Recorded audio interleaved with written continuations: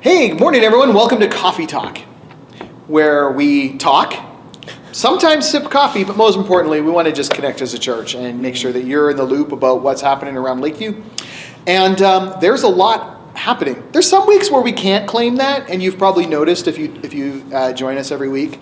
Some weeks it's like, I know there's been weeks where Kevin and I, maybe you've been away, Jeff, and we just kind of sit here like, we should just have crickets chirping and smile at you. But no, not that there's nothing going on then. It's just that, what do you say about it? There's not Yes. always something that needs, but Christmas is approaching. It's the first week of Advent coming up on Sunday, right? Yes. And I know we're looking forward to a pre-Christmas series, which takes us right up and includes Christmas Eve. And so make sure you're joining us Sunday for that. But we usually like to start by looking back at the sermon that we were together in on the last Sunday. And Jeff, you kind of wrapped up and concluded our Taste of the Kingdom. Can't believe we didn't save the soup for that, but that's okay. But one of the central themes of, you sort of touched on a couple weeks ago, and then this last week you really brought more about was the issue of power. Now, I know we're drinking coffee this morning because sometimes we feel like we need that to power us through the day, but you wanted us to think about the Spirit enabling us, empowering us to do kingdom work. And I think one of the things that was on my mind is we see in Scripture lots of examples where God uses people who are not Spirit-filled. And he uses them usually in spite of themselves, right? So I think Pharaoh is a classic example, right? God used Pharaoh. Pharaoh was not a willing participant. But then we look at people like, and you brought up Peter in Acts 2, right? He preaches that sermon, which would have been awesome to hear. I mean, we sometimes in like our kids' Sunday school class, we'll talk about like, what's a biblical event you wish you could witness? And I think that's up there on the list for me. It would have been so cool to be part of that. The whole thing, right? With the Absolutely. fire coming to be on part of the crowd, even if you didn't happen to be inside, you're like, what's wrong with these drunkards? And you're like, oh, it's not that. When you use that glove analogy, my first thought was Samson. When he, filled with the Spirit, and then he slayed like 1,000 people. Yes. Oh, that's good. With a jawbone. That'd have been cool. It would have been cool to see. I don't know if I'd want to witness. I could skip that one. I don't know if I want to witness it. Yeah, that's one I'd skip. A long ways away. Yeah. There's a lot of them I'm happy to have missed. Yeah. Oh yeah. I won't go anywhere near that. But I guess kind of one of the things is what comes to mind when you think about willing participant versus unwilling participants, because God is at work. We're not about to, we can't deny that. But man, I know I want to be a willing participant in that. And so I guess what comes to your minds as you think through that process of actually saying, hey, God, here I am. I think of the Isaiah line, right? Here I am, send me, right? That whole idea that we are going to be used for God and a willing participant, because let's avoid the unwilling kind of examples. But what comes to your guys' minds as you think through that willingness? I just think of readiness, right? Like the opportunity to be a tool in God's box today needs to be like on the forefront of my mind. And just that sense of like, okay, whatever you have for me today, God. And that's not an easy one, because you actually have to like think about it every day, but that's kind of the point.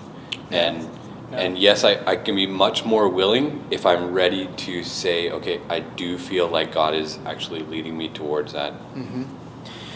As you were talking, saying what your lead up was, I was thinking of when I was a kid, and not just when I was a kid, but for some reason when I was as a kid riding in the car, and we were going somewhere and I wasn't happy about it.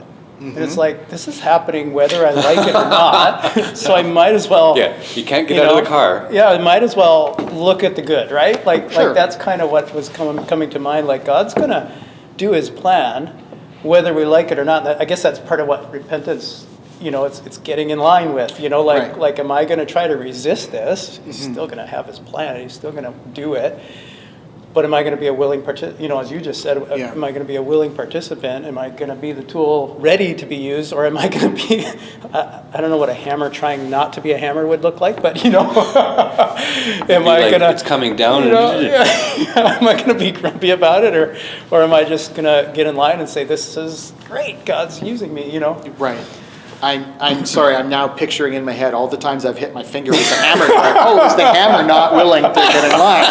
It's not the user, it's the hammer. But certainly we don't. No, absolutely. It's that, I guess it's really just that, when I start thinking of tools, I think of like sharpness for some reason. That was one of the first things that started coming to my mind when you talk about being ready. Yeah. Like how often have we, or maybe in a more current example, how often have I gone and pulled out my drills or whatever battery operated tool and you find the battery's dead? Yeah. And it's like, great, so now this expensive drill really is just a hammer. Like what else can I do with You can it? still use it like a hammer. Yeah. Anything is a hammer if you try it. Maybe that's why my drill's broken. I can't seem to get it working. Is it a good battery or not? Charge the battery and stop using it as a hammer. Yeah. Really, it's your kids. No, so I don't know where, anything else we want to add to this before we move on then? I guess that, okay, I'll add one other thing and then you can see what your reaction is to this.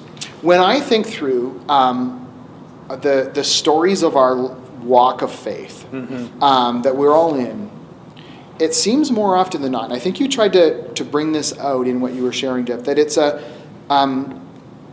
a long process. Like I think we're kind of wired, we want like things to be quick and easy, and yes, today I'm going to say I'm in and I'm ready and I'm willing and it'll be like that forever.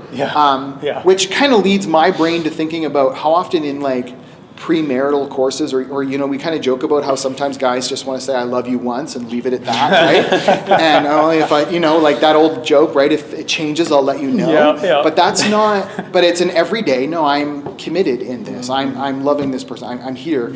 And how often is that the same with our willing participation in the kingdom of God?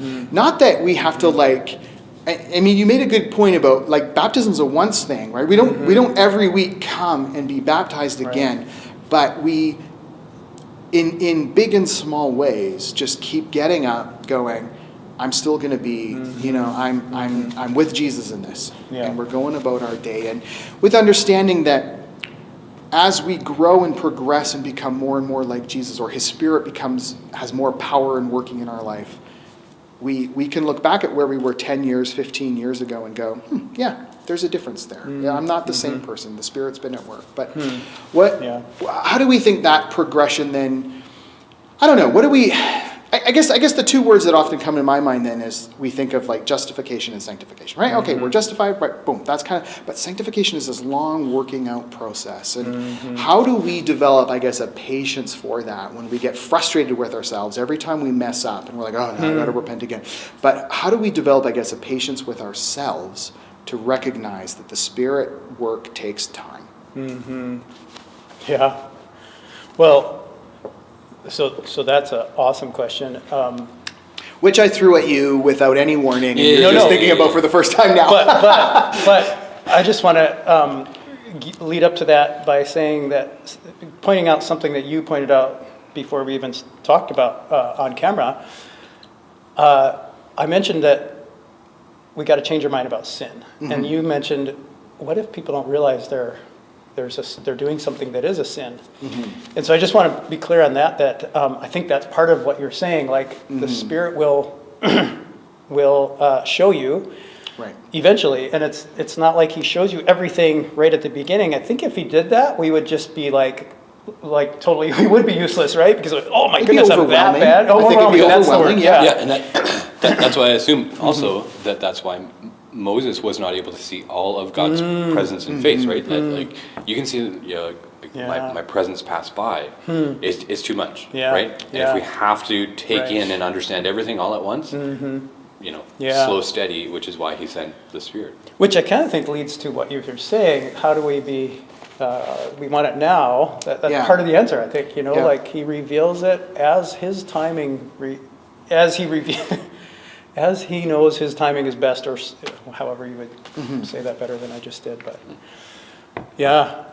but that's a good question. I mean, I think that's something we wrestle with, is why is it taking so long? Why am I doing, why am I messing up with this again? Or why am I not feeling the Spirit more? Or why am I not? And part of the answer is it's the Spirit's timing, right? It's are you getting in line with what He's already shown you? Is there something that He's trying to show you that you're resisting? Let it go, right? Mm-hmm. Like, get in line. Maybe there's a side to this, and maybe I'm stretching it a bit, but like, thinking about like, teaching or nursing school or something like that. You go in and you learn a whole bunch, and then you go for all these practicums, and you go and apply some of that knowledge and understanding, and then you maybe go back for some more schooling to kind of like tune up on some of that stuff. Because I wonder if you just threw all kinds of information at that person, would it just be a flash in the pan? And 20 years from now, would they still be able to remember and apply those same things? Right. Or is it like, I'm going to give you some, you're going to try and understand it, you're going to try and apply it, you're going to work through it, and then we're going to come back and we're going to talk about it again, so that you grow, rather than just have enough just to, okay, now I understand everything. Well, that doesn't mean you're going to retain it. That doesn't mean you're going to follow it 20 years from now when you're in a difficult situation where, oh no, I actually do remember, I learned this and then I experienced that, but then I actually had to change my mind about that. Maybe that's how like the whole growing process in Spirit grows. Or even like, when you think about a baby being born, how come like immediately, why doesn't there become an immediate, like, okay, in 3 days now you're going to be, like, that would hurt so much. Oh, yeah. Right? So maybe there's that sense of growth that needs to happen so that we can actually walk alongside what life is as we grow into it. And as the Spirit leads us to and through experiences to say, no, actually, remember, you didn't trust me back then. Today's another day you're going to trust me today. And because you can learn from what happened back then, let's experience it better today. Well, that's a great observation and way to look at it. And I think of the Israelites in the wilderness, right? They got to the border, they weren't ready. So God says, all right, we'll come back in 40 years. Well, and as you're talking about that, I'm relationship is going through my head. It's God's ready for a perfect relationship, but we're not. Like, if we became perfect, would we really recognize it was all Him? Like, and depend on Him. Like, I think our relationship with Him is growing. Oh, that's what you were doing. Oh, that's what. I love you more now. And the hindsight creates that 2020. Yeah, that's very true.